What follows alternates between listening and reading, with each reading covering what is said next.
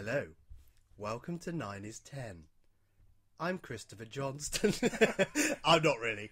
My name's Guy Lambert. I'm Christopher Johnston's friend / kidnapper because he's tied to a chair, unable to move, held down with a Time in the Rani VHS box set. It's so heavy! It weighs on your mind. No, well, we're here. Hello, loyal viewers, as Just James used to say, listeners. We've had some orange juice, Yes. which I don't think was entirely just orange juice. No, never mind. And I'm here with Christopher Lagarde. Oh no, I thought of a really good joke and now I've ruined it. You can say it again. So this is take two. Everybody imagine that didn't happen. Christopher Lohargill Johnson. I was thinking in the shower today, what can I call you? So Christopher Lohargill Johnson. I'm not sure how that works. That's two Time in the Rani references. That's right. If you've never seen the classic show, you have no idea what we're talking about. If you can make a mark of the Rani reference, just to... Ooh. Oh, hello. Anyway, so the point of this is I'm here with Chris Johnson, who is the host / hostess of 9 is 10 and has done a marvellous job. We're all very proud of you, Christopher. Oh, thank you. Who's we? Well, both of me. Lovely. the me in the past when I recorded episode 1. Yes. And now me now. Oh, I think I'm more proud now. Marvellous fellows. Yes. All of them. I'm less nasal now anyway, hopefully. Hello. So here we are with Chris Johnson, who Wikipedia tells me is 47, is a big fan of Richard Hurndall and the Menoptera. And what are we doing, Chris? I can't host this. I'm going to just hand you back to Chris, your regular host, for this nonsense. Well, I'll tell you what we're going to do. We've decided, haven't we, to do a different format. Yeah, we're going to just make it a bit silly because these after parties have been relatively, to this point, alcohol free. Yeah, this is relatively alcohol free. This one's been sponsored by Threshers. Yes. Or this is the after party. Yeah. We decided that the focus of this series, of course, obviously has been a lot on the 2005 series Doctor Who. Yes. But let's dive out into the future a bit for this week and specifically look at the last 10 years as a whole. Yeah. Like it's an enormous, brilliant, amazing thing of wonder that we'd like to talk about and do talk about relentlessly. Yes. Like all good Doctor Who fans. Yeah. We all have our favourite things. We all Yeah. have things that we're not that sure about. Yeah. You know, like anything really, isn't it? It's like a kind of a seasonal tin of sweets where you go, I like that one. I'm not sure about the one with nuts in it. Yeah, we're going to talk about... Or Fear Her, as we call it. Spoilers! Yeah. So what we've decided to do... Instead of doing it sensibly and maybe picking some faves or anything, Guy, you have 2 hats there. I do. I'd like to first of all apologise if I snort during this podcast because I do tend to do that when I laugh a lot. And I've got a bit of acid reflux going on, so some Gaviscon might be required. But Gaviscon... Just drink some of that magic liquid that might be water in that wine glass and you'll probably feel better. Gaviscon in Dragonfire or something? I don't know. Quite possibly. Anyway, that's the loose I connection. suddenly feel really sober. Like it's taken us a couple of times to start why? this, and I've sobered up suddenly. You know why? It's because you've had to say important information. Is this what it's like doing? Because Chris Johnson, for anyone who doesn't know, if you don't know, why on earth would you listen to this? Tat. Chris Johnson is a host on children's television channel CBBC. Yeah. That you've been on for many a year. 5.5 years. Many moons. And you usually present with a talking dog, so this is... No different, really. Yeah. Yes. Although I haven't got a man operating me. From below. Insert your own joke there. Much like the hand of... So, yes, the hand of fear. So what we're doing... Into the mind of evil. What we're doing, we've put our little brains together, or rather I thought of it last night. So Chris had no... We basically come up with a thing. I brought the pen. You brought the pen and the hats. Yeah, the hats. What we've got... Now, I'm going to try and describe this simply. What we've decided to do is we're going to have a random look at any story from the last 10 years, aren't we? And we're going to kind of do a little mini, not a commentary, but like a 5 minutes saying what we liked, what we didn't like, blah, blah, blah, blah, blah.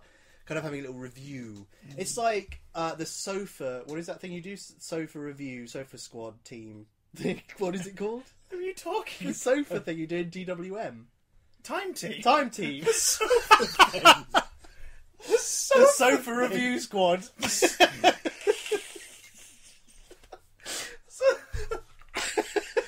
like a mid-80s drama series about a bunch of kids who just found a broken couch on a skip and they all meet on the couch. And there's like a dodgy old man who may or may not have owned it. But the reason I call it the It's Sofa full of Review... magic springs. Do you know what? I don't think you know this about me. And this is of no interest to anyone, so you'll probably cut this. But I don't think you know that I used to present on television. What the hell? And I presented on a computer game show in 2001. I think I know this. And there was a section of it called the Sofa Review, and I used to present on that. So what you're basically saying is you're actually here to plug something you did 14 years ago. I'm announcing the reboot. Russell T Davies and I are proud to announce the marvellous reboot. It's going to be marvellous. Will it still be about a group of kids finding a sofa on a skip with magic springs? Yes. And the fun old man who owns it. Yes. And then one of them gets tetanus. Oh God. That's Adric. So what we've decided to do is look at. Right. Okay. I need more orange juice. Everyone can't. Do you know what I think will calm us all down? Okay. I'll introduce it in order. Okay. Not that, because we'll do that in a minute. Okay. So what we've got is... No one knows what we're on about. We've got two hats. Neither of them are being worn. No. Or have been. I think one of them's been well worn, to be frank. One of them's got 1 to 8 and then specials on a different piece of paper. Yes. Right, you have to tell me if this makes sense. The other one, so that relates to a season... or a special, including the Christmas specials. Just to keep it easier than from the timecode production thing. So the Christmas specials themselves are listed in order. So and then the other hat specials has got... let's clarify, not counting Night of the Doctor or Children Who Need Specials or prequels or anything. It's broadcasted on TV, Christmas specials and 2009 specials and Day of the Doctor and that stuff. Although we did consider putting Dimensions in Time as a wacky Rani wild card. Yes. As a Time Lord from Gallifrey. This is the game of...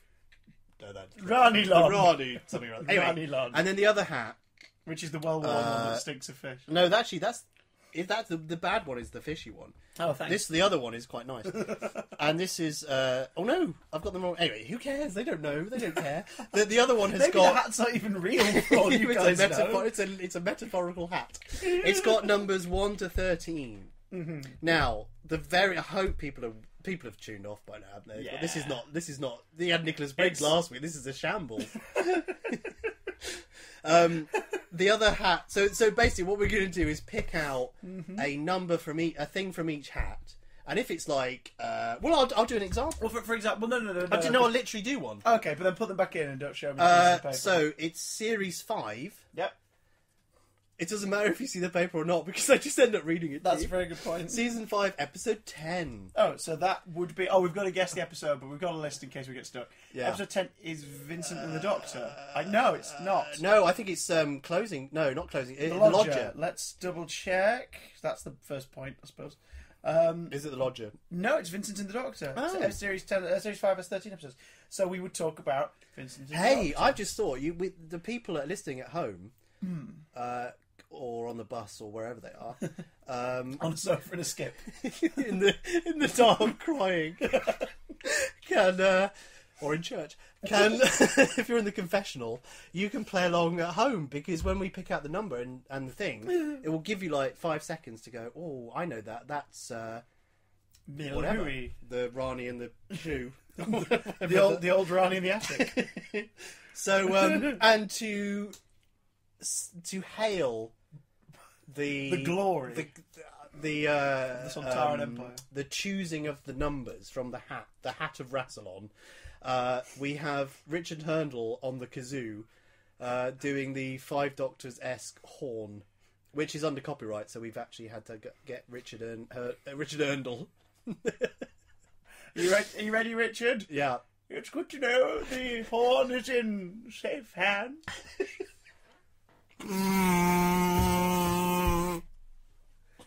There it is. It's like we're in the death zone.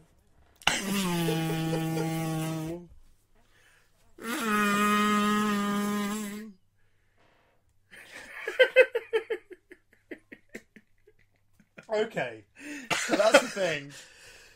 Oh, thank God for that. A world without the Horn of Rassilon scarcely bears thinking about. Okay, so without further ado, at the 10-minute mark of our glorious podcast. Oh, what are we going to time it so we've got 10 minutes exactly to talk about an episode before Richard blows his horn? I think we'll talk about them as much as need be, and Richard can chip in whenever.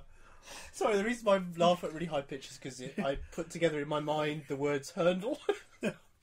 Look, Richard, are you ready to do this? Are you sure you're qualified enough to play the horn? Oh, what do you mean you were the first? Oh, yeah, I might say the original. Yes. It's the reason I laugh so much then is because I thought we should just call it Hurndle's horn. I think he's about to blow it. Right, Hurndle. Are we going to time it for 10 minutes? And we only have 10 minutes to talk. Right. Okay, here we go. Okay. So pick a number out of the first hat. I'm going to have to give people at home a moment to think of this. Oh, it's Series 7. Series 7. Series 7, okay? Pick a piece of paper. Now, put that piece aside. Oh, yeah. I'll just put it back in the hat. Oh, no. Yeah. We can do it if you want. It's this. Now, the second hat. We've drawn for the second hat. Oh, God. Here we go. Oh, no, that's all right. Okay, it's Series 7, Episode 2. Oh, I know what this one is. Do you at home know? Can you? Let's play some. Let's get Richard to play some music, and everyone tries to guess it. How about the suite from Attack of the Cybermen?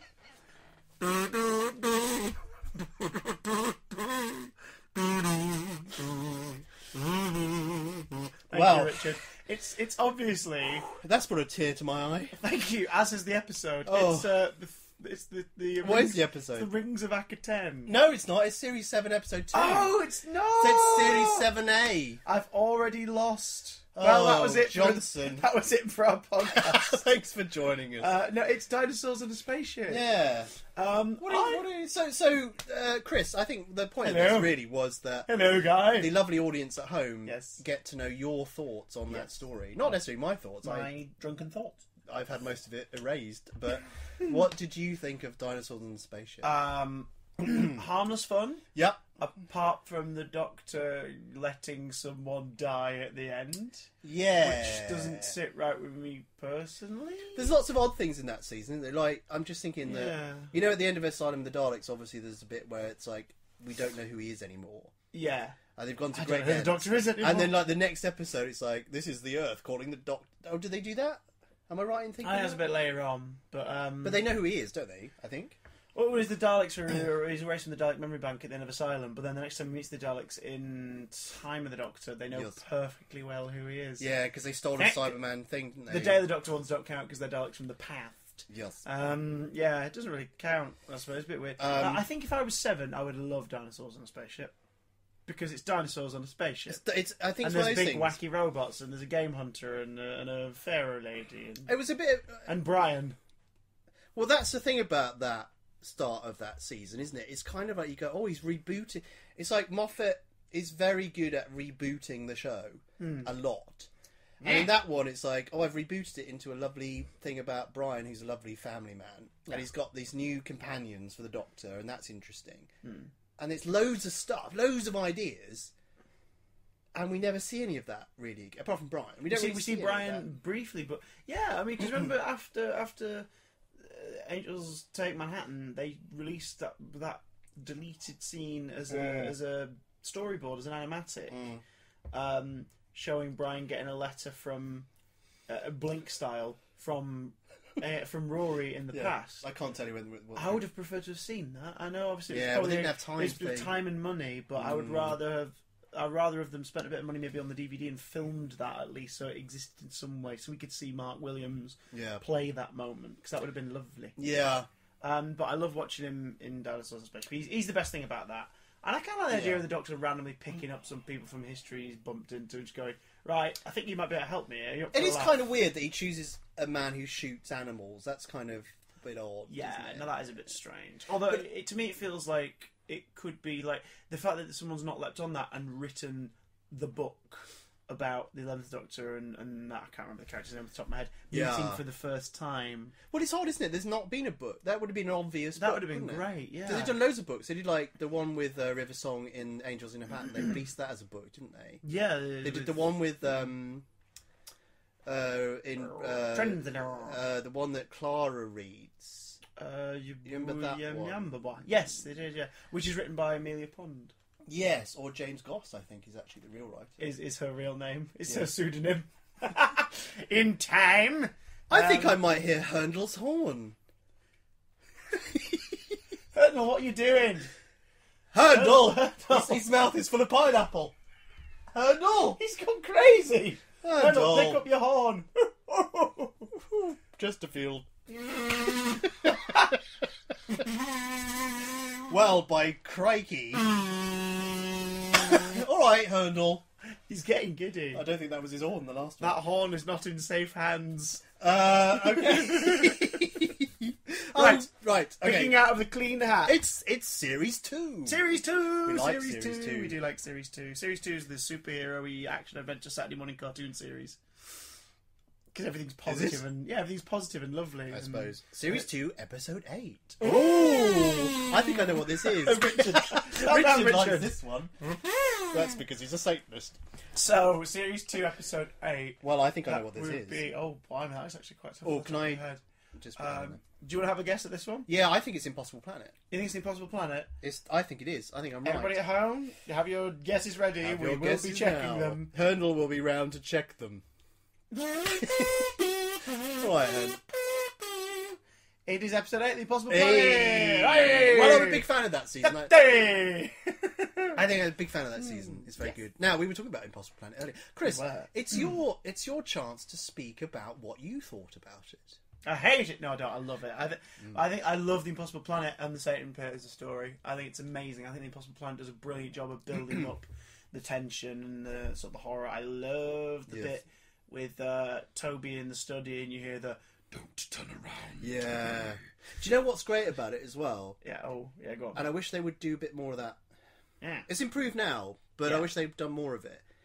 That's a scene that takes quite a long time. Yes. And it's really tense, and that shot of Toby is quite long, as I remember. Oh yeah. Oh, and similarly, the one where I'm trying to remember the character's name, but when she spots him, is it like Suki or whatever? She spots is that the one him who flies outside. out the window? Yeah. Oh, and she just sees him stood on the surface, and the music in that one's gorgeous. I think that's like, one of Murray's horns goals. and everything, and a real sense. It's like Firefly. It's a Firefly-esque soundtrack used for haunting effect. It is like Firefly, but good. Hey! I am a brown coat, sir. And that doesn't mean I've shot him in back like Columbo would toward the end. What if Hernel's horn hits a certain bass note? You probably will. And I also really love the fact they cast Gabrielle Wolfe as the voice of the Beast. Or Gabriel Wolfe. Gabriel Wolfe. And his cousin, he's only known as Gabriel and his the sister Weekend. Gabrielle Wolfe. Gabriel That's his Wolfe drag name. As the not a very good no, because that'd be Gabriel the Wolf. Gabriel. I love how they cast him as the voice of the Beast because it gives you that lovely parallel with Sutek and the idea that this creature is this is the reason we have devils and demons. This is the first one whose stories have echoed.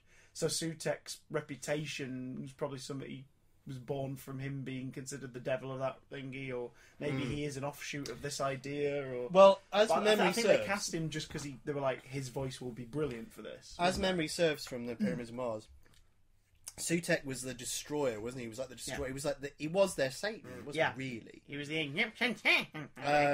and Gabriel Wolfe does an amazing job. And also, what's great about that episode story? Well, can we talk about the other part? So we can, can't we? Yeah, I think we can. It's the beginning of that. The valiant girl who will seek her death, or will whatever. die in battle. Yeah. Soon. And I know that turned out not to be true necessarily, but it's cool. Yes. I was excited. And the Ood are adorable and then terrifying in one easy swoop. Yeah. Which is quite nice. Of course, there is that.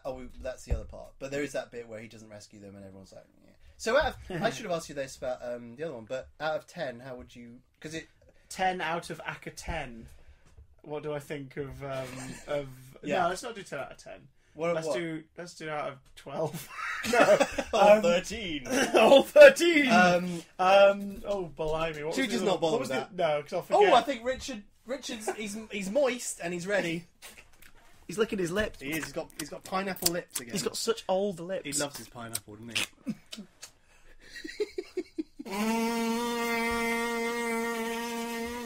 He's very good with that horn, isn't he? He's been playing it throughout the Death Zone for years. 97. You know, like sometimes people stop playing the drums or practicing guitar because the noise they make at home. Well, no one's in the Death Zone listening to him apart from a Rastin Warrior robot who occasionally appears. That's why the Rastin Warrior is so scared, because he keeps hearing Herndel's. Now, can I just point out, we did actually put Series 1 in that hat, but I think we shouldn't do Series 1 because people know what you think. Let's touch on Series 1 because let's touch it. I can do what is known as fan about it. Well, you can if you want. want. Adore Series 1. If you want, it's up to you. But if you wanted to promote someone that's coming up and doing one of your jobbies, do it, guy. I tell you what, if it's, I know what I'm going to do. Oh, it's Series 1, Episode 4. I know what that is. Now, that is obviously, well, let's give them seconds to think about what it is. Have a think about what episode it could be. Is it Rose? Is it The Unquiet Dead? Is it the one that I can't... Is it Aliens of London? Yes, it is. Yeah, it is. Now, can I... Right, so, my question... Now, a little different question I'm going to ask you about this. This was with Richard B. Brooks, wasn't it? This one? It was the most sciencey man I've ever known. Yeah, he's a science man, isn't he? He knows his science. He's quite good on vinegar, as I remember. Not in vinegar, or vinegar on him, but he knows all about vinegar. As you need to with Celine. Looking back on that commentary, what was a thing that really hit out at you? Not Richard hitting you, but what was like something you thought, oh, I haven't noticed that before, or that's quite interesting. in that particular episode, what was something that really stood out and you thought, oh? I think it was. I mentioned it in the commentary, but I only really realised it after saying it out loud because I'd only ever thought it before. Often the way was how dark the Slitheen actually are. Wait a minute. Story. What do you mean? Oh, you mean what? When they're chuckling, when General Asquith comes into the office, unit general, and he's talking about this and the other, and they're farting and giggling to each other and everything. I'm shaking my booty and all that. It's, if you think about it, it's horrific because they are having so much fun, knowing that any second now they're going to rip the skin off of this man and wear him. Well, that's something that was interesting that you brought up. You or Richard brought up in that, which is the Slitheen, who are, let's face it, of New Who, probably the most ridiculed new Doctor Who monster. Yeah. Apart from that man in the Rings of Agatam that they didn't paint his eyes. Yeah. So they are. Shout out to recycled costumes, yo. But I think that's interesting because you've highlighted there something that's really quite terrifying and more terrifying than a lot of monsters, which is they, as you said in the podcast, it's like they've eaten. What do they do with the innards of these people? Where do they go? Do they eat them? What happens? Well, considering they like to hunt, hunting is something that is born genetically in all of us initially because we want to eat. We hunt and then we eat. Yes. So I can only imagine the Slitheen to destroy the evidence, eat the remains. Yeah. Because the Prime Minister's skin was in... No, the Prime Minister's... No, that's a lie. The Prime Minister's body was in the cupboard. He gets killed. Weirdly... Oh, it's because he's not fat, so they can't absorb the... Which they fix later on in Sarah Jane. They fix compression technology. Yeah. So they can fit into thinner people. I think Richard's yawning in the corner there. I think he wants to blow his horn. Richard B. Brooks. What's he doing here? It's Richard Herndel's horn. Richard, move They're away! All fight. Richard, stop slapping Who will Richard. Win? Find out next week. Thanks, Hernel. It's all falling into place. He had a little tear there. Memories of Susan. Of a woman he met on set that day. Poor Susan. I hope you don't mind, but I'm actually in the rep. I meant to be down the road doing King Lear in a week. Put this funny wig on and say words, Richard. It's Series 3. Okay, yep, Series 3. Ooh. Here's a random fact for you. A series that I thought was alright, I had fun with, but that was okay. And then re-examined for Time Team and actually grew to appreciate it a whole lot more. So it's a series I've grown to I know what you love mean. more. I think it's one of those series where you appreciate it in retrospect once you've seen the end of it and you go, oh, now I know what Martha's story is. Yes. And I also think it's I think Martha's story is one of the better stories. So, not a very light companion in a lot of ways. Because Yeah, I think she gets a lot of stick. I think Freema Regimen as an actress wasn't at the height of her powers at that point, put it that way. Well, she hadn't learned ESP at that point. That's a terrible rubbish joke. It's awful. Yeah, I think everybody knows she can fly now. Yeah, well, that's true, since she had the wings grafted. Yeah, I think you're right. I think, to be fair to her, and she's an amazing, lovely woman, but I think you're right. I think but she was overwhelmed by the show. She also, as weird as it sounds, had the Troughton job of the new series. In that, that's a very good David comparison. we were all excited for, and kids were excited because the Doctor changed at the end of the series. They're like, oh, this is interesting and new. Yeah. Whereas Rose, we all got to know and love, and then the new companion had to follow That's a very on. good point, actually, because Rose was really loved by the audience. And in fact, I think we talked about this before, about, I don't know, maybe it was with you or maybe not, how the series actually could have ended. You're doing another series called 9 is 10? I'm doing a better one. When Rose left, that could have actually been the end of it in some respects, because she was. It wasn't her show, but you know what I mean. We joined the journey with her, and, and she moved on. So naturally, there's going to be a separation anxiety for the audience. Yeah. So Martha had a tough job. So series 3. So series 3, episode 10. I already know what that is. Okay, series 3, episode 10. I know what that is. Without everyone screaming at home. It's Blink. No, you. Oh my god, maybe you're right. Oh, I was thinking. Do you know what? I was thinking of Love and Monsters. No, wait, hang on. What am I talking about? Series 2, isn't it? No, Series 3. No, Series 3, episode 10. Series 3, my apologies. Series 3, episode 10 is Blink. You're right. Do you know what? I thought of Love and Monsters, and of course, idiot, that's in Series 2. See, that's why I got confused. How Blink. bizarre. Blink. Well. I do really enjoy Blink. I think Blink, this is a weird statement for you. I think if you had never made Blink, and you did Blink... Oh, I didn't. Okay, I think if no one had ever made Blink... Yeah. And it was then done as a movie that just so happened to be a Doctor Who-related film, it would work. It's brill. I love Sally Sparrow's story. She's a fun character to be with because she is Scooby-Doo with purpose. Do you know what? She's like if Velma wasn't knocking her glasses off and was just, right, sod the wacky canine and all these others. I'm going to figure out a mystery. The possessed talking dog. But do you know what? It's brill. And someone that I don't know if you I don't think you've mentioned. I've listened to all of 9 and 10. So thus even far, the ones we've not recorded. Yeah, yet. I've been. Yeah. Anyway, did Richard give you a lift? Richard Hurdle with his horn. Yeah. Let's just get back to the TARDIS. The one person that hasn't been mentioned in your 9 is 10. Yes. Thus far is Andy Pryor. Yes. Who's an amazing casting. Well, believe it or not, I'm going to be... Andy Pryor is the subject of a future recording. In terms of an episode commentary. There's one I want to talk about him a lot in. Well, that's interesting, because I think he's got a lot... I'd love to sit down. I'd love to sit down and interview him for an after party, but I imagine he's incredibly busy. He's an amazing man. I imagine he's incredibly busy casting lots of important things. He casts everything now, doesn't he? Yeah. And even this, he's casting... He didn't anticipate the orange juice before we started. No, which seemed to have tempered slightly. Well, you say that. But I've not got my second wind yet. Nor has Hurdle. Ooh. No, that wasn't a cue. But Andy Pryor casting the woman whose name I've now forgotten. Sally Sparrow is played by... Oh my god, Kerry Mulligan. Kerry Mulligan. Excellent bit of casting, because of course... one of those people where, and there are very, very few people that can do it, who can lead a show. She could have done 3 or 4 episodes of that easy, and she would have led that show. Now, quite why the BBC or someone didn't go, do you know what? Next year we're going to do a show with her leading it, like a Robin Hoodie type thing, or anything. Agents of S.H.I.E.L.D. we were talking about today with that new Miss Carter, is it? Agent Carter, yeah. Why? She should be doing that. Because she's amazing. She's brilliant. I mean, to be fair, she's sneaking into Hollywood and paving away, but I know what you mean, like, it's a testament to her acting that she came into Doctor Who 1 week and instantly became a fan favourite character and held the show for 45 minutes. Well, I'll without say... any of us once going, hang on, where's the Doctor? Yeah, because we loved her and thought she was great. And all the other casting in that is very good.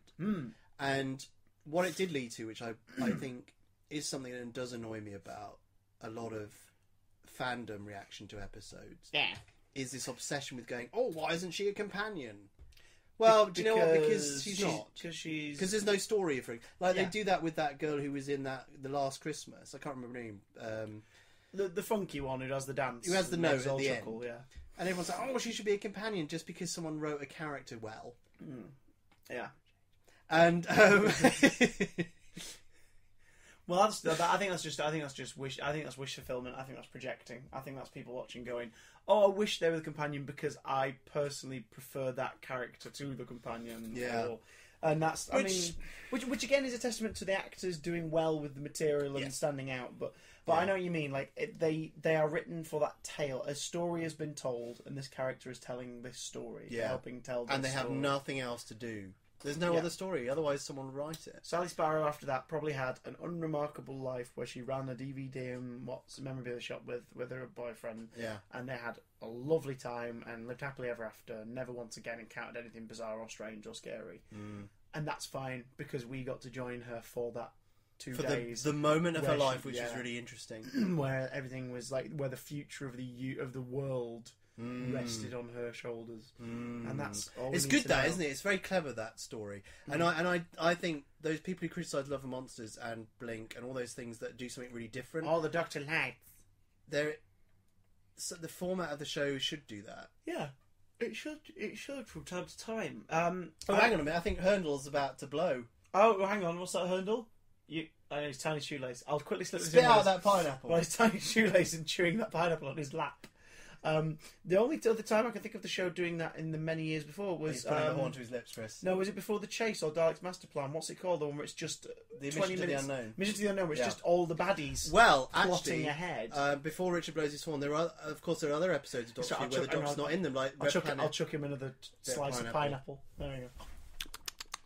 He's got such leathery, watery lips. He loves his pineapple. One of his lips is really leathery. I can't believe you've had him in the corner for all these years feeding him pineapple. He's been waiting for the 50 Doctors. Oh, I hope his family don't listen to this. We love him, really. Right? We're not satirising. But we go through pineapple like we're satirising his version. We're satirising his Doctor. Yeah. The best Doctor. I had a really good point then. I forgot what it was. It was about pineapple, but prior to that, prior to that, I don't know. Should we just blow the horn, Richard? It was about other stories the Doctor's not in. Oh yeah, we like the Web of Fear episode 3. I think it is. He's not in that. Oh no, episode 2. He's not in Web. And there's lots where Hartnell goes off missing, and they go, "Where's the Doctor?" So he went to have his haircut. He's gone to have a very long cigarette break. He's gone for a long, it's a long lie down. It's alright, we'll get him. He's buried under the web planet. We'll get Richard to fill in. Yeah. Oh, thank you, Richard. Calm down, Richard. It doesn't sound like the Death Zone horn anymore, does it? It just sounds like an old man blowing. Could you give it one more try, Richard? It's not the same. But the Death Zone horn has more of a... Yeah, it's getting there. You know Kath McCulloch. Season 5. Have we had a season 5? I can't remember. We had in the practice round. Series 5. Lady Yes. How long have we been doing this now? Many a moon. Many moons. That's no moon. Well, Christopher Johnson. Oh, this is quite difficult. I couldn't think of... Season 5... Oh, actually, I do know what it is. Ha! And what a coincidence. Season 5, episode 4. Oh, it's Time of Angels. Time of Angels. What a coincidence that we picked that one straight after. The next Angel story. Yeah. I find this... The first Matt Smith to be filmed. Yeah, well, that's the thing. I find this story, unfortunately, behind the scenes, has kind of ruined my enjoyment of the story a bit. Why? Because I examine it more as not so much Flesh and Stone, but Time of Angels more as a document of their first episode. Really, right. I look at it as I'm watching it. I'm watching Matt Smith putting his new shoes on and stretching them out a bit. Whereas in the 11th hour, he's firing on all cylinders. This is the one where he's sort of warmed up. It's his Four to Doomsday in that sense. Isn't it? Yeah. I think it's everyone. I think it's everyone's Four to Doomsday in some respects. But yeah, I like Angel Bob a lot. The idea that one of them is using a dead friend's voice to communicate with everybody on the walkie-talkies, which is very Silence of the Library sort of. But that's the thing. The Weeping Angels, similar time. If you have to bring them back, which because this story exists, they obviously did. Yeah, you've got to do something new with them. to make Blink still work as its own thing and not feel like it's got to be Alien and Aliens. Well, I was going to say that's the comparison, isn't it? But Alien... Blink is Alien, and it's perfect and untouchable, and it works in its own way, and it is its own story. Time of the Angels and Flesh and Stone is Aliens, in that it's like, here's the stuff you know, but here's a buttload of people in camo with guns, and there are going to be more of these things, and they can do more than you realised. But also, so like in Aliens, it's the life cycle and the Queen, and you find you develop it. What's the interesting as well, instead of the lone one. I think there's another great talking about scenes that take a while to develop.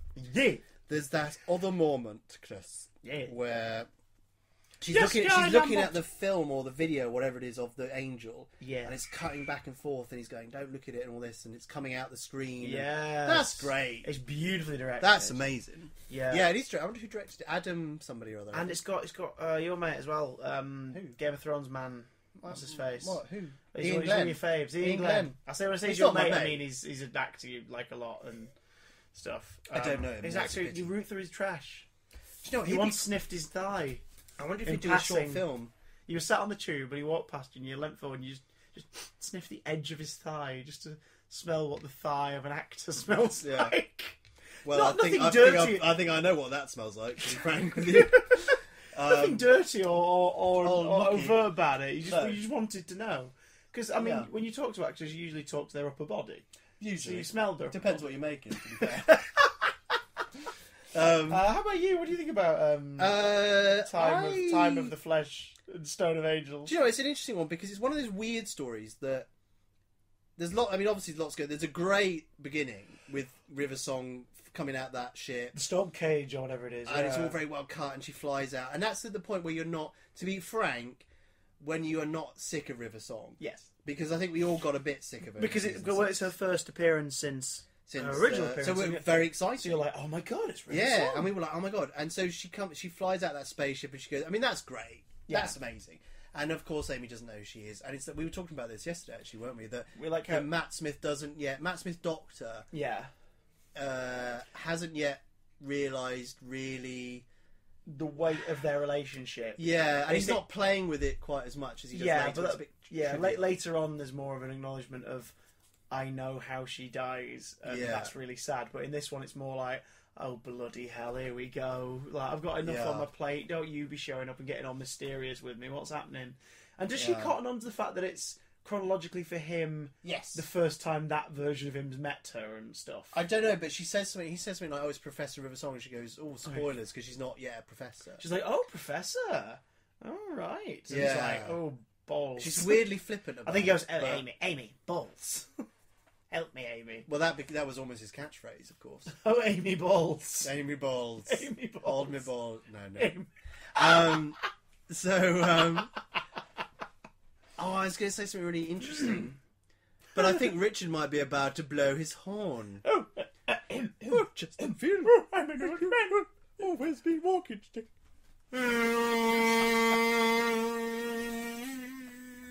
Oh. That ended quite solemn. There was a solemn... Was he thinking of Barbara? Barbara's weave. He doesn't know who Barbara is. He was hired on the morning and brought in. He's the John Hurt of the classic era. This is would you like to play the doctor? All right. We start tomorrow. We start now. Put this wig on, and in you come. But I can't play Get On With It. You don't like him, it'll be fine. Do you not remember Doctor Who? I was at home raising my children. Yes, I was watching Jukebox Johnny. Bullseye, which wasn't on until the 70s. But I am a time traveler, you know. He was just staring at Peter Cushing. Alright, this is the specials. Ooh. So, just to clarify with everybody, the specials is every Christmas special, the 2009 specials, Day of the Doctor. We have got them listed in order. Yes. There are exactly and if you put your computer back on, 13. All 13. All 13. There are 13 as well, we worked that out. So, as of this moment, as of when we're recording this. Now, here's a dilemma, Chris. Beginning with the Christmas invasion, ending with Last Christmas.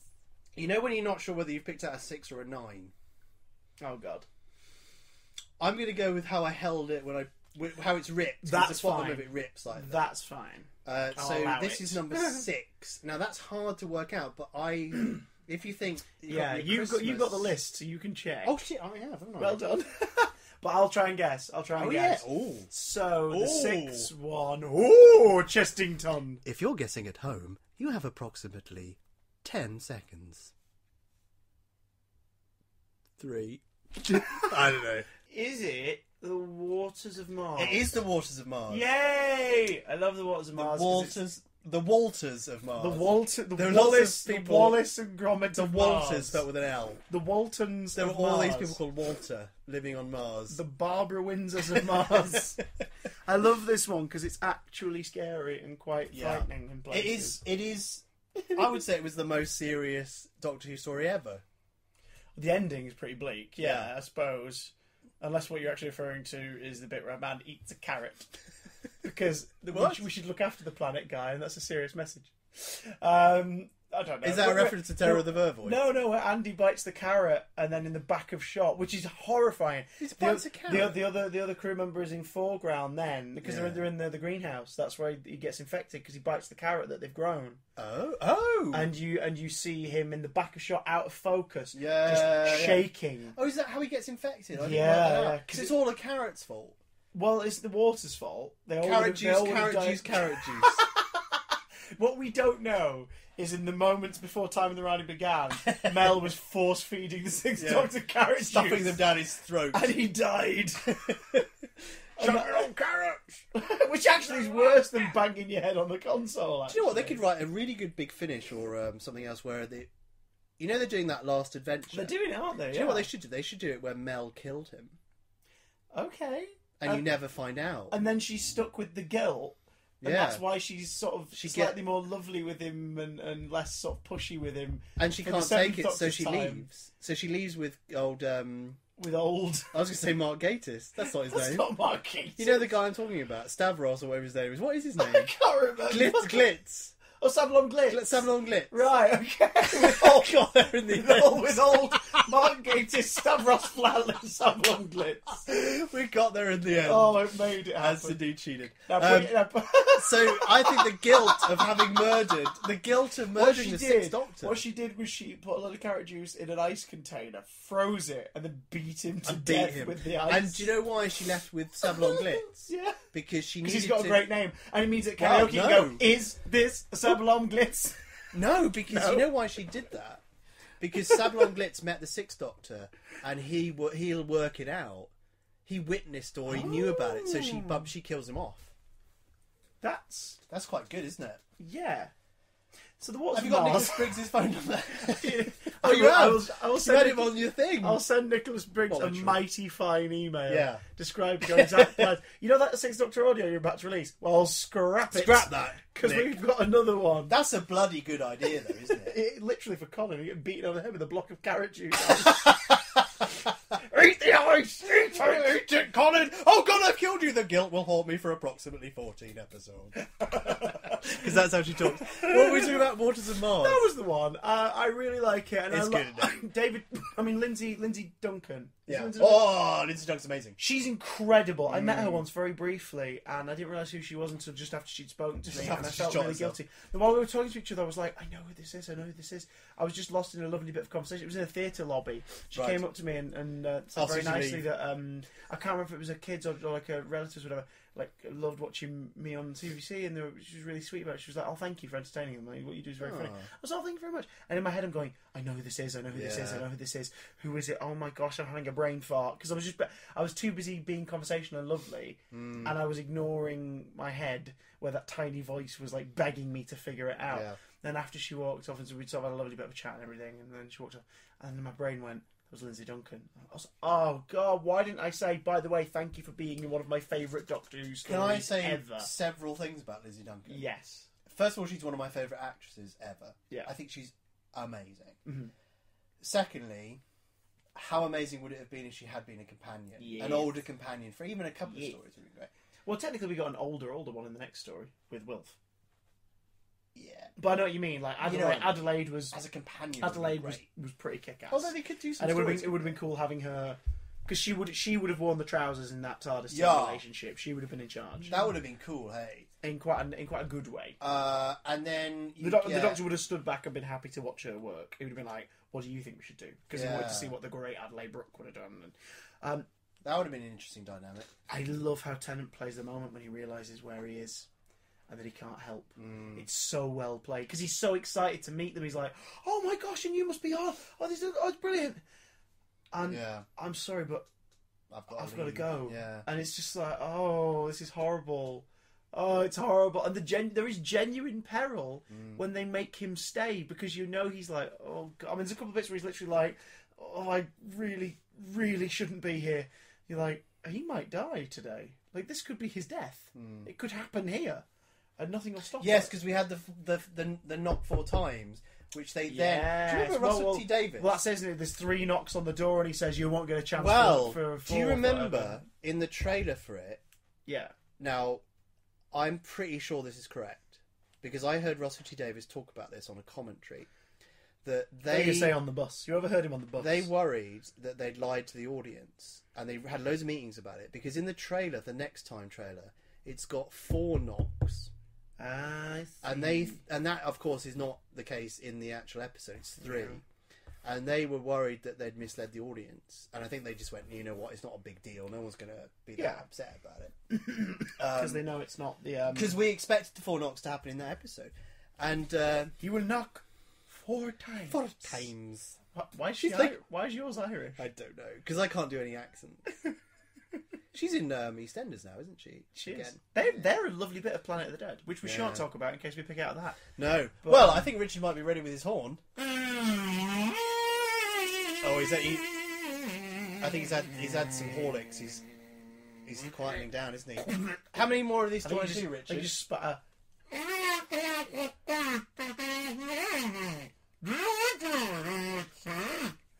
I think about 4. 4. Another 4? 4's good. How long is this? All the times. We'll make them snappier. I'm very sweaty for some reason. Good. It's weird, this room's got from really cold to I really want you to be sweaty. Because that means that your fingers will slip around the numbers. We need some chocolate. We've got some downstairs. Do you want to shout to your companion? No. I quite like some chocolate. No. Well, there's some here. There's an Easter egg here if you want some. That's from when I was here last time. No, it isn't. This is from when we did Rose. Have some Easter egg, guy. That was about a year Live ago. On microphone. Eat some chocolate. Shall I review it? It's Nestle Easter egg. Let me see. How old is this? It's been sat in my office. It's been sat here since March 26th. No. It's been sat in my office for about 3 days. I opened it 3 days ago. It's the one Easter egg that I've resisted eating in one go. What company made this? Nestle. They're the people that... Oh no, I can't say that. It's libelous. Because I'm not sure it's true. Okay, so what season? Google Nestle Africa. You'll know what. Okay, what season have we picked? We've picked out Series 7. Series 7 again. Not to be confused with Series L. No, but that's not even funny. Doesn't make sense. I think you should cut that out. I'm not. No, I'll leave it in. I'm gonna leave it in so I can better Oh myself. God, it's in episode 2 again. We can't have that. Can't have that. No, we don't want that one. I'm going to cheat there and get rid of that. I'm going to look away and you're going to rustle your hand in that hat. Yeah. Oh! What have we got? Well, if I was a bingo caller, I was going to make my... Never mind. Too late now. All the 7s. Season 7, episode 7. Oh, Tatty Bojangles. That is the Bells of St... No, it's not. No. No. It would be the Bells of St. John if we counted the snowmen. But actually... Well... Yes, I think we have counted the snowmen because it's in the middle of a season. Yeah, because we accidentally put it on the other list. Yes, we counted the snowmen. So it's sort of slightly cheated there. Yeah, well, what happened was I made a mistake making the specials list. I've just realised it. So we need to delete this entire podcast. No. We'll go with the Bill St. John's. Yes, because we can't bear the thought of doing the other one. Well, no, the snowman. No, I meant you know what I meant. I think I know what you meant, but I'm going to ignore it, young sir, and preface it with the Bells of St. Juan. Manifest it. Bells of St. Juan. Tell me about the Bells of St. I'll allow Snowmen to be part of Series 7 because it's slap bang. Just so we don't have to talk about the Rings of Agatan. Let's face it, we don't want to talk about that. I'll talk about the Rings of Agatan right now. Go on. Okay. Give me a 2-word review. The Hellboy market scene is much better than the entirety of the entirety of the Rings of Agatan is not as good as the 5 minutes for Hellboy 2 set in the Elven market. That's my review. Yeah, I enjoyed the Hoyks mask being reused, painted a funny colour, and the eyes of the performer inside it What not did being I enjoy painted about the over. rings? I think I enjoyed when it was over. I enjoy the Beano making an appearance in it. Does it? I like Matt Smith's hair. Is that when he's reading it and He's stalking reading it at the her? bus stop, yeah. Is that the one where you first see the leaf? Is that the first time Yes, you see that? yeah. That's I good, like that his section. hair in that episode. He's a good-looking man, isn't he? He's a old very man? good-looking man, and he's a Yeah. good-looking man with a good-looking mane. And He's like got the mane of the Rani. What the does mane, that mean? he's got the mane of Rassilon. But the Bells of St. John, the Bells of St. Rassilon, Yes, Bells from John, season 7B, episode 1. to me, it's Partners in Crime 2. Yes. I don't think it's as good as Partners in Crime, but I'm not going to lie, I do enjoy the Bells of St. John a great deal. I like the monk stuff. I like the. I do like the Wi-Fi plot. Yeah. Not every week, not every story is going to have a massive effects-heavy monster. So literally having people with caved-in It's heads that as spoon satellite thing, isn't it? dishes is quite Yeah, good. yeah, Yeah, yeah. I like that a lot. I like how dark the ending is. I keep forgetting the actress's name, but when she sort of is woken from the Great Intelligence program and she reverts back to what is her name? she mentally reverts back to the age she was when the Great Intelligence first spoke to her. I can't remember her name. I love her, and I can't remember her Yeah, name. I'm going to have to look her up because we Google feel it, bad. yeah. Quickly, provide us with music, Richard. Well,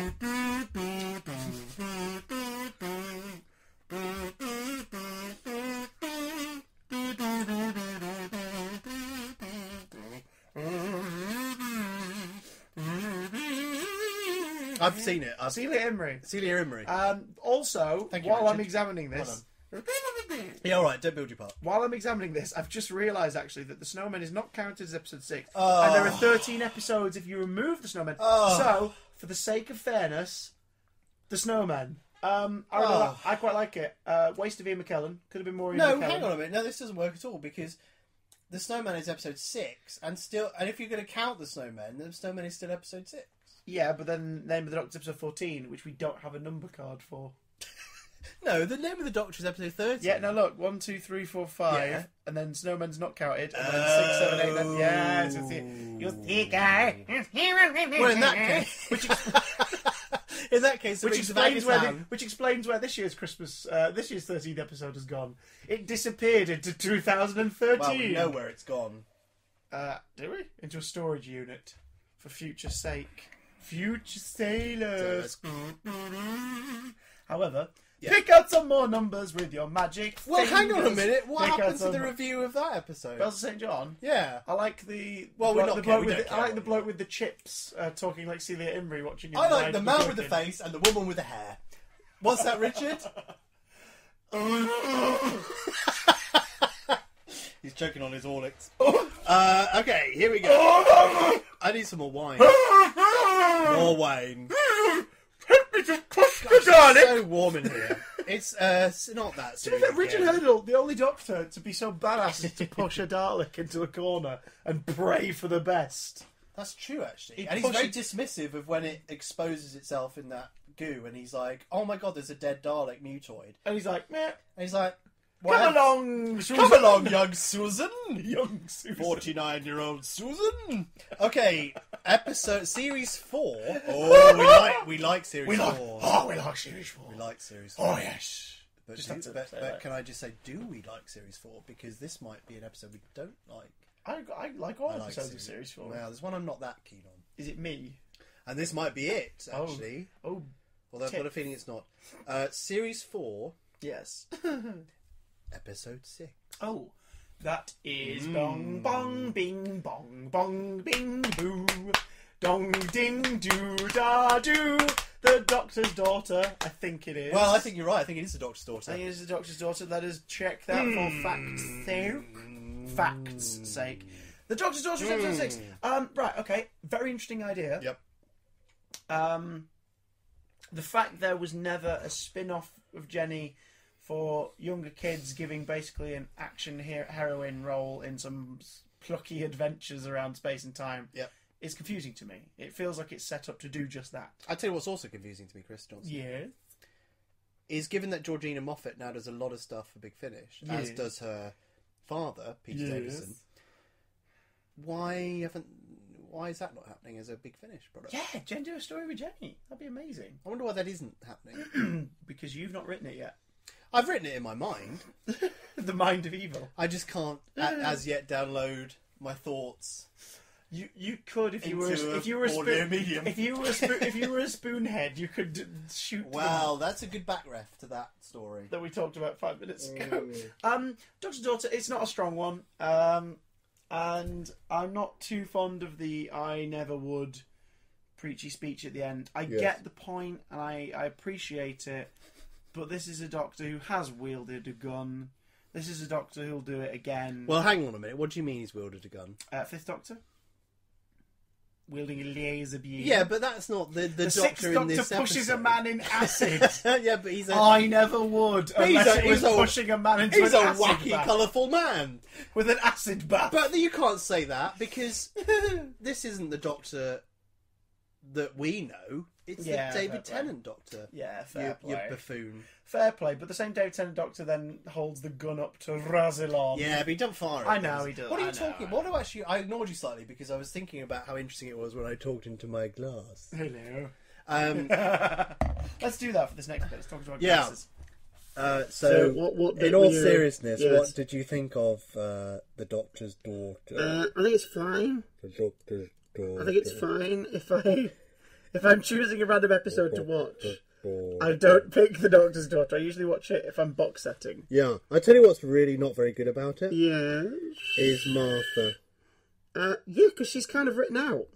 It's like they pick her up at the end of let's take Martha Poison with us Sky. for a story. Won't this be fun? Can I just say that there's nothing wrong with your headphones if you're listening to this? Yeah, It sounds like something's gone wrong with it. I've got a cup on my face. So I don't even know. they take Martha along at the end of Poison Sky, and you think, oh, this will be fun. Yeah, like, Martha's great. Hooray! Well, first off, you think, oh, they're being dragged somewhere. What is this? Yeah, and then it's like, yeah, wow, we're going to have the last companion and the current companion work together in the story. Yeah. And then Martha's taken away to spend some time with the fish. Yeah. Although she she can't gets speak language, even though. Yeah, although she gets a really nice scene with it that is basically the bit where the horse dies in the never-ending story. You know exactly what I mean, though, don't you? No, because I've never seen the never-ending story. You've never seen the never-ending I story? don't like films that don't end. Richard, how does that one go?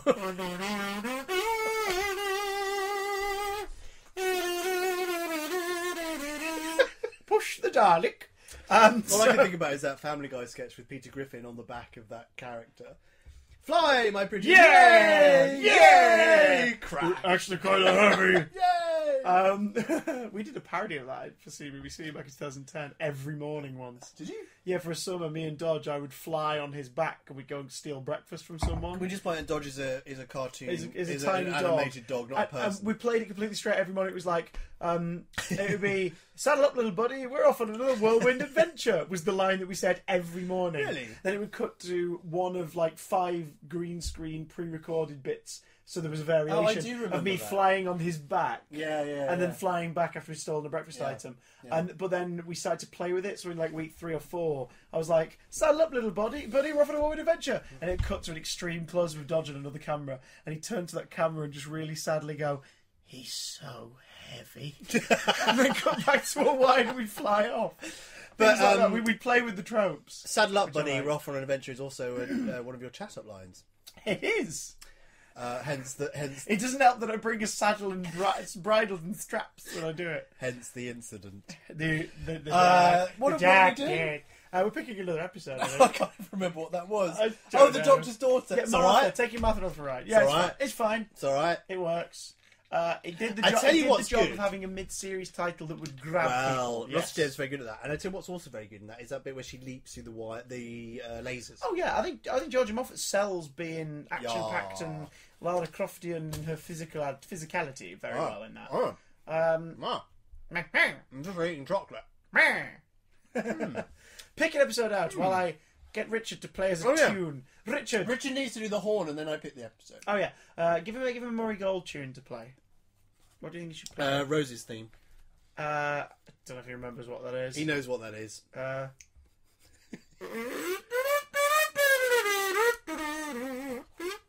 Richard, you're a disgrace.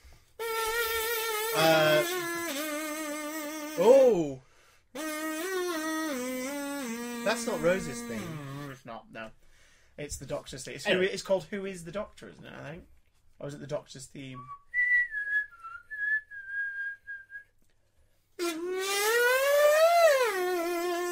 Oh, isn't it? No, isn't it that one where Phil Collinson and Ross Davis said it was like Chancellor Flavia from Arc of Infinity singing?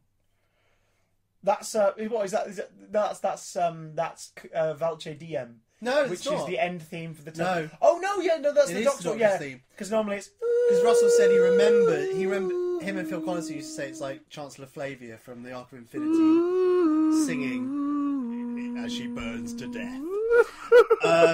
Right now earlier we did a little. You're quiz. gonna burn. You're gonna burn, Flavia. Flavia.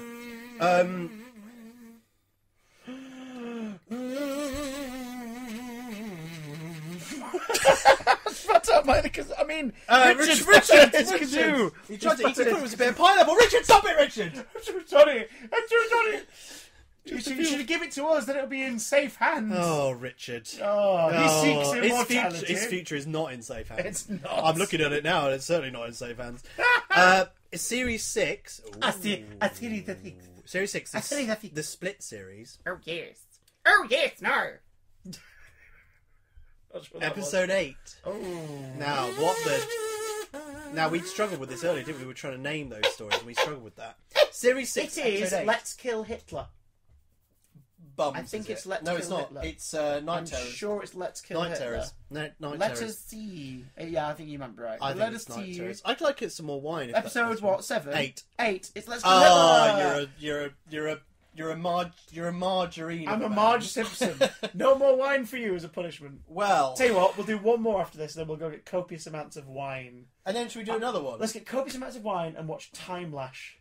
Why don't we? Should we record it? Should we do a special 9 is 10 and we'll watch? The Time Rush is quite long though, isn't it? That's like a bloody. Oh no, I was thinking like just one episode or something. We'll pick something. Why don't we pick another one that's 25 minutes long? We'll do it after this. Should I tweet? Let's do Should these I two. live tweet and say what episode should me and Chris do as a thing? For those wondering what's You going can't on, do it now this because is the it'll- past. Please do not tweet. No. I am not interested in your opinions at this point because it's in the future. At Soho Guy.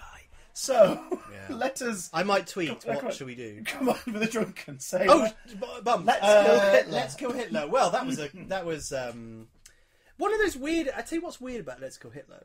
There's loads of things that are weird about it. Yes. What's weird about it is two things. One, it had that teaser trailer. Do you remember where it had a skeletal arm on the ground with the sonic screwdriver, which never happened. Yeah. It was just nonsense. It was more of a nod to the fact that It was a the symbolic. attempted assassination of the Doctor is about to happen in the next story. It was a symbolic thing. It's also probably the most ridiculous title of a Doctor Who story. It got the most Ever. pointless spin-off ever. What spin-off? It got a motion comic. Is that the Big Finish accompany it. Hitler box set that's coming out? No. It got a motion comic with it. It got a motion comic that was just basically, it was the Amy and Rory motorcycle sequence, like that sort of 2 minutes. Yeah. Adapted as a motion comic. Why? So, exactly. Why? Exactly. Why? What is the point? Why?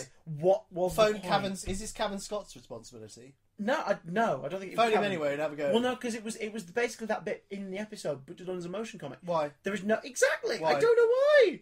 Can I don't also know just point why. out at this point, I don't know what a motion comic is. It's basically a comic with voiceover, and the images are sort of filmed as though you are reading a comic. Why are people wasting my time doing that? Don't know. Not You've sure. actually wasted my time even talking. I love telling me motion about comics because sometimes they can be brilliant. it. Yeah, it's just junk. But if you do an adaptation of something which is in the episode, what is the point? Did some fan do that? Or No, was that a legitimate... official release. It's on the Why- DVD. Why? It's Why? on... Don't know. Why, Chris? Don't I know. want to know why. Don't know. I'm furious. Thanks. I'm not really, viewers. I What a waste of time. my admiration for River Song had waned quite a bit by this point.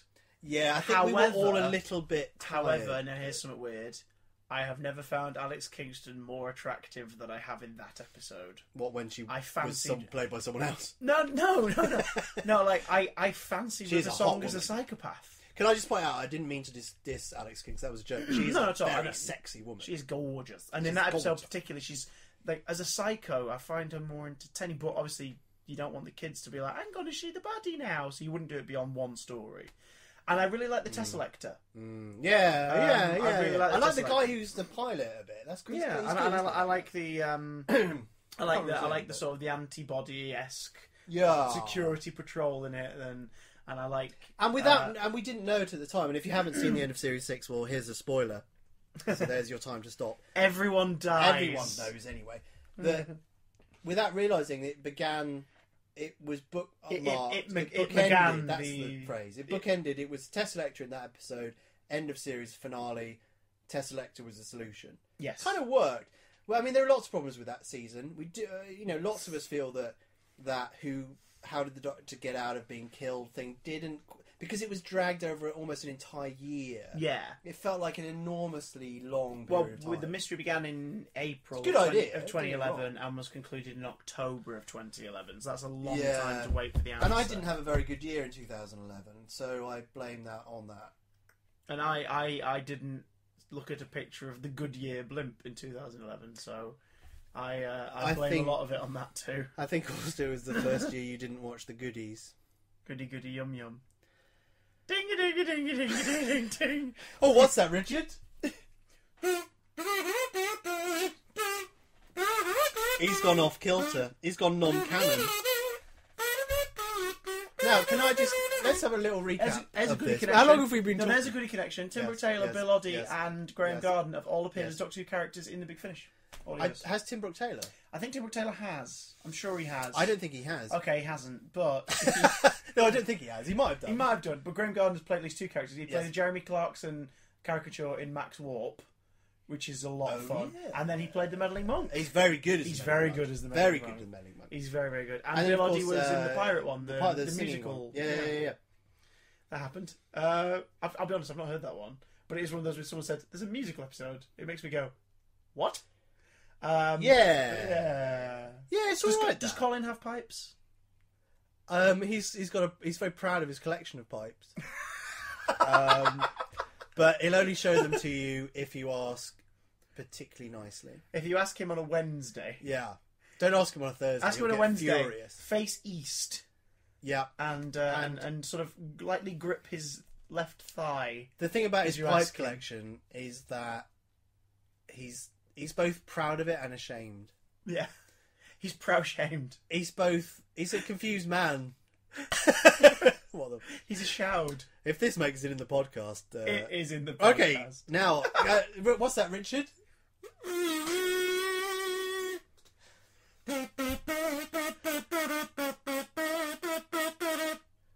Is that the Doctor's theme? It's part of I Am the Doctor from He's a Series very 5. talented man. Murray Gold will be on your case with that one. No, because I performed all of the notes slightly differently. It is a different piece of music. Wow. I can do the 12th Doctor as well. Wow. Yeah, don't do that. You're just wasting people's time now. Well, it's funny you say about the 12th Doctor. I'll tell you what, okay, I'll tell you what I want you to do through the medium of Richard. Okay. Can you just borrow Richard's kazoo? Can you just get it off him? Richard, don't get off me, young man. Give him some pineapple. Placate him. Oh, Placate him with pineapple. rub it around in my mouth. He's occupied. He with likes the pineapple now.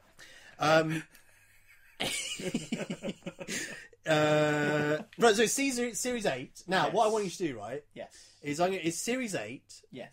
Now, don't say anything. Yes. Episode 5. Yes.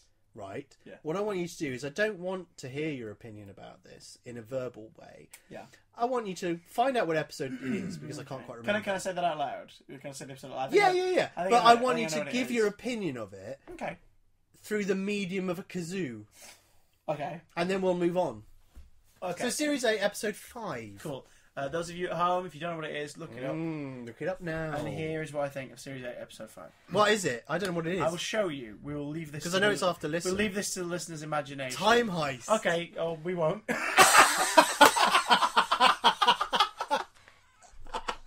All right. Wow. Here are my thoughts. Well done. Give me your thoughts on Time Heist. Has some pineapple chunks There's a on bit the of end pineapple of and it. pineapple juice. Rub them off. Hurdle juice on your There it windpipe. is. Oh, that's gross. Okay. My thoughts on Time Heist.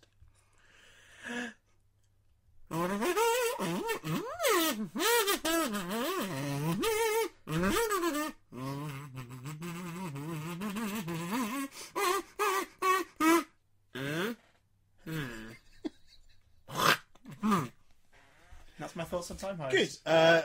So, do I hear the horn of Hurndle? Oh, he's a limeys full of pineapple. Gosh, I'm very sweaty now. It's very warm in this room. How long have we been talking about? Because they're going to put all this out. Oh, it's only an hour and a bit.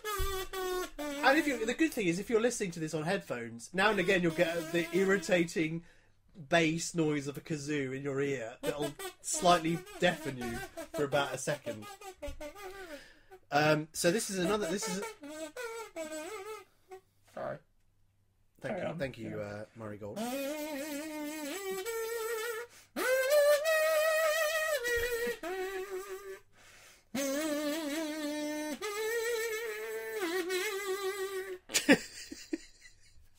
A bit of End of the World there for you. Richard, be quiet! Sorry, Richard. Just put it down. Stop playing my requested tracks. Throw some pineapple on him, for crying out loud. Can I read my thing? He's doing 5 Doctors. Shush! It's a special. It's a special. Oh, Big Billy Bollocks! I hope you can edit that out. No, it's staying here. Oh, you won't guess this one. Go on. Well, you might do actually, because we ballsed up the previous. We thing. did. It's a special. I've really sobered up during. I tell you what, if you're ever a bit drunk and you want to sober quiz. up, host a quiz for an hour. You'll have burnt it off. It's all right. We were hysterical when we tried to do this before. You should have seen us cutting out the numbers to put them in the hat. Oh, that was half the fun. Feels like about a day ago. It was a lifetime ago. A lifetime ago. It's a special. Should we do this? Should this be the last? This is the final one. This is the finale. I feel that this format. Let's have some appropriate music. While I tell you what it is, can we just hear Richard Hurndle on the kazoo? Quietly. It's a special. It's special number 12.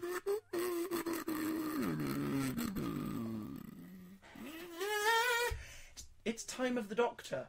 Bums, is it? 12? Yeah, you're right. It is. It is. It is Time of the Doctor. You thought it was Day of the Doctor, didn't you? No, I thought it was the last Christmas. No. When I gave you my heart and you threw it away like an old bit of nonsense. I stuck it in some Easter egg wrapper and I handed it back to you. Yeah, and you put it on Michael Troughton's face and went, "There you go. Have that. Have my heart. Literally have my heart." Time. It's not very funny that bit. Time. It's staying in. I can do Time and the Rani and the Doctor. Oh, it is Time and the Doctor, isn't it? Yeah, Time and the Rani and the Doctor. Well, Time of the Rani and the Doctor. I nearly burped. Everything I say sounds like kazoo now. I can feel my mouth vibrating. I've just noticed under your desk you've got a collection of moustaches. I do. It's a shame we can't put those on. We could have worn them. They would have had no impact. We could have written the episode names on moustaches. Right, I want you to tell me what you thought of Time of the Doctor in the form of a poem. Oh my giddy aunt. Okay. Well, rhyming couplets, jobby. Okay. It's Matt Smith's turn to say his goodbye. Yes. By story's end, they hope that we cry. Oh, good. There's Daleks and Silence and Cybermen too.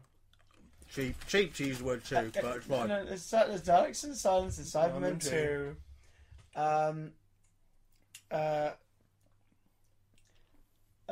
Spends 1,000 years on Trenzalore without a loo.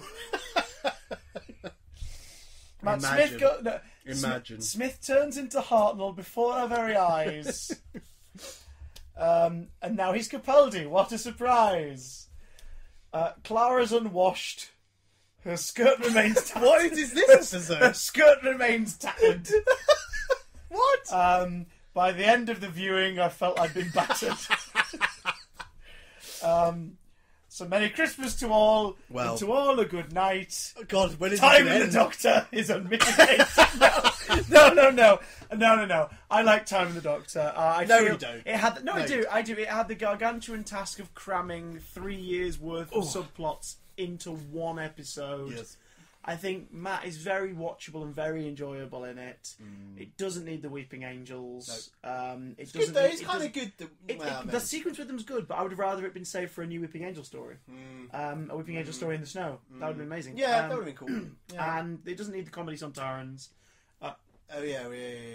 Wooden Cybermen, show us more of that, please. Do you know what? I tell you what's interesting about Time the Doctor is that for an episode that's got an awful lot to wrap up, it doesn't have to throw a lot of new ideas at the table, doesn't it? The Wooden Cyberman, the Handles, who I think we all like. Handles is great, and I'm so glad that there is an action figure of Handles. So I have it. See there in the corner, you see there's a Time and the Doctor style old Doctor holding Handles. For the sake of the podcast, I'll pretend I've seen it. Yeah. And there's and Clara's family, who we haven't seen, but there's loads of stuff like thrown at us that's new. Yeah. For an episode that's really about tidying up 3-4 years of plot. Yeah. And also, the Silence bring back turtlenecks. Do they? Yeah, they wear turtlenecks. Do they? Yeah. I'm bringing sexy back. I think Moffat would agree that it was a little bit rushed, a little didn't it? I don't know. It's it's not the best farewell. Do you know what it reminds me of? And I won't ruin it for anyone who hasn't seen it. And this may be meaningless, but Battlestar Galactica is an amazing series. Original remake. The new one. Remake, cool. Amazing series. And it got axed when it had about another 2 or 3 years of plot left. Yeah. So they had to rush all of that in one series. Yeah. So in like 26 episodes or however many they did, they had to do about 3 years worth of stuff. And they really rattled through it. You're a Cylon. He's a Cylon. She's a Cylon. I'm a Cylon. It was fine, but it wasn't as good as you'd wanted it. And I think if Matt Smith had stayed for another year, we could have got that in another series. Yeah, or even another special to sort of spread it out. Spread out the cheer.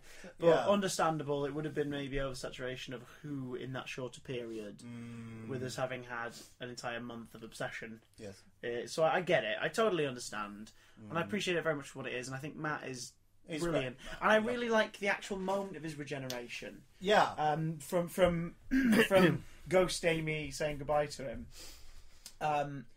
From him just sort of starting for taking the bow tie. From the moment he takes the bow tie off, it breaks my heart. Well, my God, now let me just say one thing. Takes it off, drops it to the ground, and then the snap regeneration. I really like how quick that is. Every writer for Doctor Who gets criticism. Yeah. Every one of them. Yeah. Some people will love... I mean, personally, Russell T Davies' era is probably my favourite. Yeah. For lots of reasons. Yeah.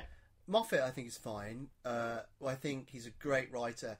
But what he does really, really brilliantly in that episode is that speech about we're all breath on a mirror. Well, that's beautiful, but that thing about we're all different people throughout our lives, and that you're a youngling. Yes. Well, you're a young my boy. My arteries are older than you.